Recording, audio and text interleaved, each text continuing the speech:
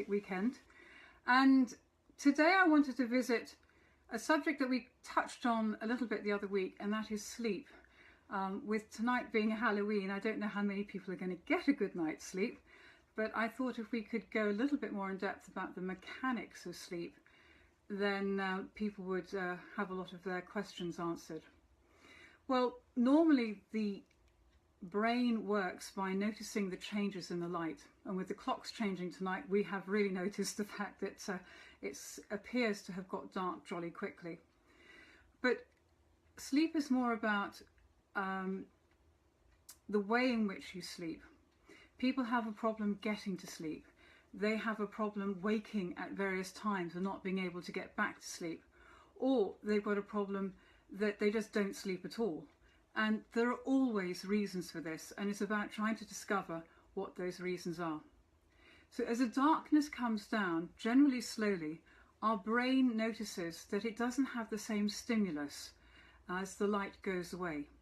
And this light disappearing is the time that the pineal gland realizes that it has to go into action.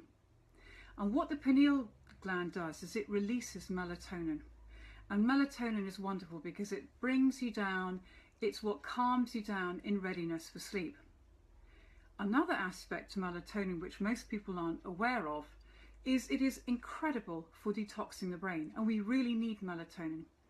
Melatonin is not available in this country unless you have a prescription, but it's one of those things that needs to be borne in mind. So once you are asleep, we hope that within about an hour and a half of going to bed, you will have fallen into the most wonderful, deep, deep sleep, and that you stay there. And what enables you to stay in that deep sleep are two neurotransmitters. One of them is called GABA, and the other one is called serotonin. And those two are quite often used for people who are anxious. They're used for people who are either anxious within the body, they feel tight, they feel stiff, they don't know what to do with themselves, or they're anxious in their minds emotionally, you know, the little person on the shoulders doing all of the talking to them the whole time. So those two neurotransmitters are essential for you to fall asleep and into that really, really deep sleep. When you're deeply asleep, we want you to dream. And when you're dreaming, that is a deep sense of sleep that is hugely restorative, because we want you to wake up in the morning feeling like you've had a good night's sleep, feeling like you've got a lot of energy to get up and go somewhere.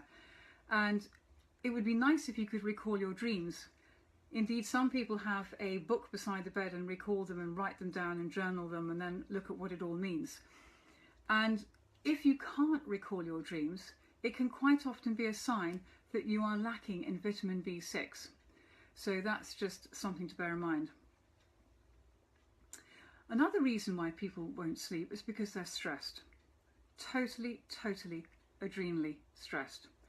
And there is so much going on in our lives today that many people feel like they've got a crouching tiger behind them and it's going to pounce on them at any time. So they're in what we call a fight or flight mode, or they're in sympathetic dominant. So they're just ready to run at any time. And that is hugely stressful for our adrenals. And they don't know what to do, and the body can't calm down. And as a result of that, you have something called cortisol, which is really, really high. And if you're high in cortisol, that can be another reason why you can't sleep. The best thing to do is to go and see a practitioner like myself, and we can get this tested for you and look at ways that we can reduce your cortisol so that it enables you to have a really good night's sleep. Things that you can do to calm everything down. I mean, there are some wonderful calming herbs out there, kava, valerian, holy basil, to name a few. And our lives have just taken off exponentially. When I was a little girl, now I'm telling some tales here, which is over half a century ago, the only things that were open were the paper shop, the bakers if you were lucky, and people went to church. And that's pretty much all that happened on a Sunday. The evenings were filled with you came back from work, you watched a little bit of television. The television stopped at 11 o'clock at night, you read a book and you went to bed. We didn't have all of these computers and iPads and gaming things 24/7, so our bodies do not know whether it is daytime or nighttime.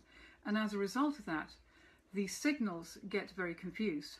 If you are one of those people who cannot be dragged away from your screens, there are apps that you can buy that basically bring the light down to be very low, so you don't have this blue light that is stimulating you the whole time, so you can't bring the melatonin in. And there are screens that you can put over your computer screens. It's really, really important. Get those screens off your nighttime schedule from about 9 o'clock, because it will make a massive difference to your sleep. The other thing that can stop you from sleeping are parasites. Parasites like to have a party in the middle of the night, and particularly when it's coming around the new moon and the full moon, when they generally all come into the torso and have a party and procreate.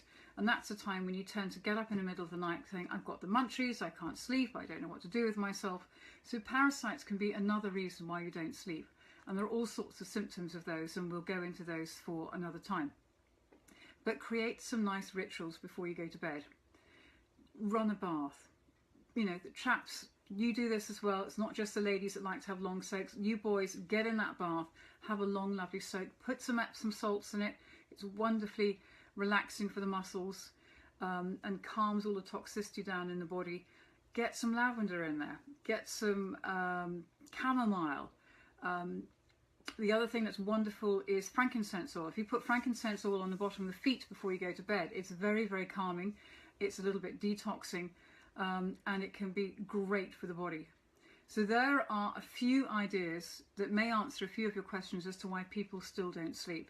And if you still haven't got your answers to some of the questions you have, please make an appointment with me. Let's get you tested. Let's see what's going on, and hopefully you can have a good night's sleep. I hope that most people are going to enjoy this evening. It is Halloween. As you can see, I have my witch's garb. I am ready to go out and create mayhem and go trick-or-treating. So those of you who know, I have a witch's broom in my clinic room at all times. One never knows when one might need it, and spare a thought for us flying around on a cold evening tonight. So enjoy your evening, get a good night's sleep, and if I can be of any assistance, please go to liliasalmira.com. That is Lilias, M for mother, EIRA, and book an appointment with me. If you want more tips like this, I will be doing them live 3 times a week. I will be giving you special offers and discounts. For those, you need to have signed up to my newsletter, which is on my website, liliasalmira.com. It's on the front page, you can't miss it.